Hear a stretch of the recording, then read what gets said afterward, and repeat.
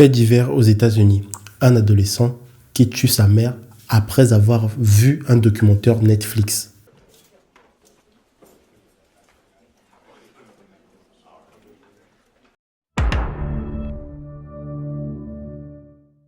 Un deuxième sujet que je vais essayer de voir aussi avec vous. Un mec qui paye 11 000 $ pour des services d'une star de OnlyFans finit par mourir en pleine séance. Ça, je vais vous expliquer ce dossier juste à la suite de cette vidéo. Donc, restez sur place. N'hésitez surtout pas aussi à vous abonner. On va essayer de voir déjà l'affaire de l'adolescent qui a assassiné sa maman après avoir vu un documentaire sur Netflix.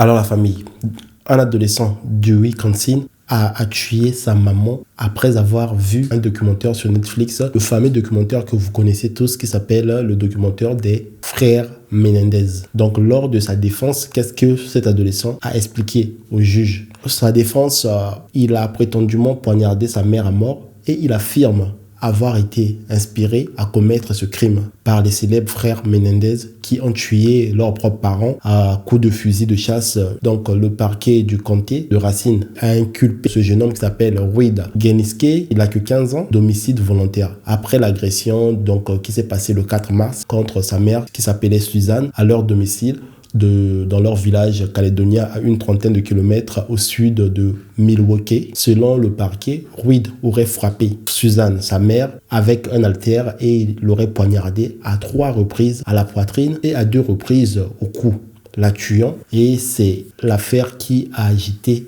tout le village et toutes les personnes qui les connaissaient. C'est une histoire qui reste macabre. Donc selon une plainte pénale que les enquêteurs ont pu obtenir, Reed aurait planifié ce meurtre macabre en regardant la scène du fusillade des frères Menendez qu'ils avaient fait à leurs propres parents sur Netflix. Et lui, de son côté, il a dit « Ok, c'est arrivé, c'est mon tour maintenant, à mon tour de rentrer dans l'actualité, je vais faire la même chose. Et cette fois-ci, moi, je vais m'en prendre à ma mère. » Il a pris l'halter, il a frappé sa mère et a poignardé sa mère à plusieurs reprises. La justice vient confirmer et d'avoir toutes les preuves parce qu'il a eu à donner les aveux. Pour lui, il a dit il voulait voir ce que ça faisait. Moi, je me suis dit, en tout cas, lui, je ne sais pas si ce sera directement la prison qu'il attend. Bon, après, on connaît aussi la justice aux États-Unis, ça reste une justice très dure qui pourront peut-être l'envoyer directement en prison.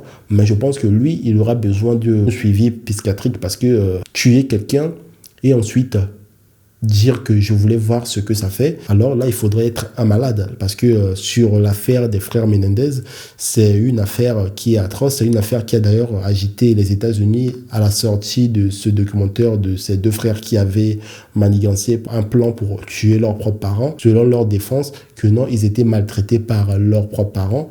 Et pour ce jeune homme, je ne sais pas que sera sa défense à lui. Est-ce que c'est peut-être le fait qu'il se considérait peut-être maltraité par sa mère, qui lui a poussé à tuer sa mère.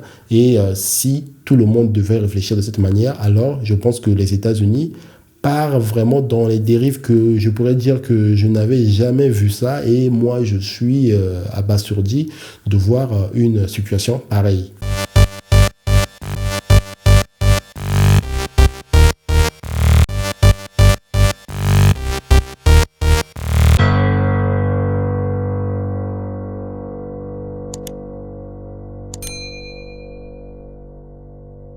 Maintenant la famille, on va parler maintenant sur le deuxième sujet. Alors le deuxième sujet, on va parler donc de ce type qui a payé 11 000 $ à une star sur OnlyFans et le mec meurt en pleine séance de ce que vous savez.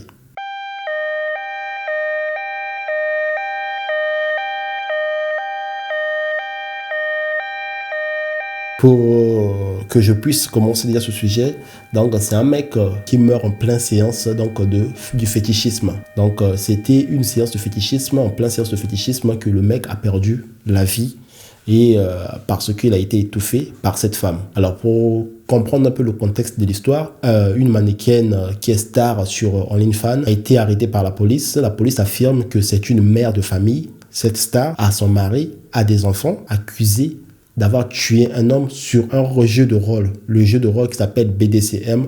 Donc voilà, je ne serai pas là pour vous expliquer comment ça se passe. J'espère que vous pouvez faire des recherches si vous souhaitez bien le faire. Apparemment, cette femme avait créé plusieurs comptes. Elle avait un compte où elle était star sur OnlyFans. Voilà, avec tout ce qui suit, avec le côté sombre de OnlyFans. Et elle avait un autre compte Instagram, là où c'était une mère de famille exemplaire. Où d'ailleurs, elle publiait souvent ses photos d'elle et son mari et de leurs enfants. Donc, cette femme qui s'appelle Michaela R., bon, parce que le nom c'est un peu compliqué, elle s'appelle Michaela R. Rillardsman, c'est son nom. Il se retrouve donc coincé dans cette histoire parce que qu'est-ce qui s'est passé? Donc, Michaela avait deux comptes Instagram, un compte là où elle s'appelait Michaela R., qui est le nom de son mari, et un autre compte, elle s'appelait Ashley. Donc, dans ce compte de là où elle s'appelait Ashley, c'est là où elle était star sur OnlyFans. Donc, elle a eu un client qui est l'un de ses followers, qui s'appelait un certain Michael Dell, qui l'avait payé 11 000 $ pour une séance de fétichisme. Et lors de cette séance de fétichisme, qu'elle jouait un rôle. On voyait bien sur les vidéos, donc, puisque souvent quand elle faisait ses séances, elle filmait elle-même aussi. Le monsieur Michael L. Il a été étouffé avec un sac plastique et un ruban adhésif qui fermait la bouche pendant que elle était en train de faire jouer le jeu de rôle de fétichisme.